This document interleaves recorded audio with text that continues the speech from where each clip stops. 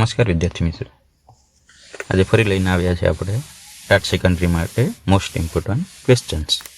તો શરૂ કરીએ. 1. કેળવણી એ ત્રિધ્રુવી પ્રક્રિયા છે. આ વિધાન કોનું છે? તો જ્હોન ડુઈ. શિક્ષક, વિદ્યાર્થી અને સમાજ. 2. ગુજરાતી સાહિત્યમાં ગઝલના પિતા તરીકે કોણ ઓળખાય છે? તો બી. બાલાશંકર કંથારિયા. 3. મનોવિજ્ઞાનમાં સામાજિક અધ્યયનનો સિદ્ધાંત કોણે આપ્યો? તો એ. આલ્બર્ટ બાંડુરા. 4. સંધિ છોડો. નિરોગી. ની પ્લસ રોગી. 5. NAP 2020 મુજબ કયા વર્ષ સુધીમાં પ્રી સ્કૂલથી માધ્યમિક સુધી 100% GERનું લક્ષ્ય છે? તો 2030. 6. 7 પગલાં આકાશમાં નવલકથાના લેખિકા કોણ છે? તો કુંદનિકા કાપડિયા. 7.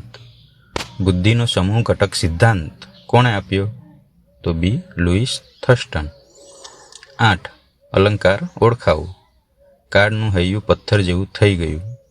મસી ઉપમા. 9. રાષ્ટ્રીય સાક્ષરતા મિશન NLMની સ્થાપના ક્યારે થઈ હતી? તો 1988માં. 10. ગીતા પ્રવચનો પુસ્તકના લેખક કોણ છે? તો બી. વિનોબા ભાવે.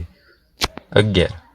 પાવલોવને મનોવિજ્ઞાનના કયા ક્ષેત્રમાં કરેલ કાર્ય માટે નોબેલ પ્રાઇઝ મળ્યું હતું? તો પાચન ક્રિયાના શરીરશાસ્ત્ર, 1904માં. 12. કમ્પ્યુટરમાં LANનું પૂરું નામ શું છે? તો લોકલ એરિયા નેટવર્ક. 13.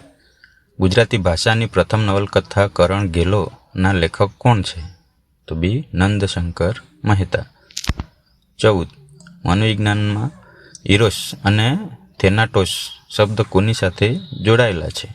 તો સિગ્મન્ડ ફ્રોઈડ. 15. નિદાન કસોટીનો મુખ્ય હેતુ શું છે? તો બી. વિદ્યાર્થીઓની નબળાઈઓ અને મુશ્કેલીઓ જાણવી. 16. નીચેનામાંથી અગ્નિનો પર્યાયવાચી શબ્દ કયો નથી? તો ડી. અનિલ. અનિલ એટલે પવન. 17. બાળકો માટે મોન્ટેસરી શિક્ષણ પદ્ધતિના પ્રણેતા કોણ હતા? તો એ. Madam Maria Montessori. 18. ભારતીય બંધારણમાં શિક્ષણ એ કઈ યાદીનો વિષય છે? તો સી. સંયુક્ત યાદી, 1976ના સુધારા મુજબ. હવે 19. છંદ ઓળખાવો. જે પોષતું તે મારતું, શું એ નથી ક્રમ કુદરતી? તો એ છે હરિગીત, માત્રામેળ છંદ. 20. ડાયટનું પૂરું નામ શું છે? તો એ. District institute of education and training. આવા જ પ્રકારના વિડીયો માટે ચેનલને સબસ્ક્રાઈબ કરવાનું ભૂલતા નહીં.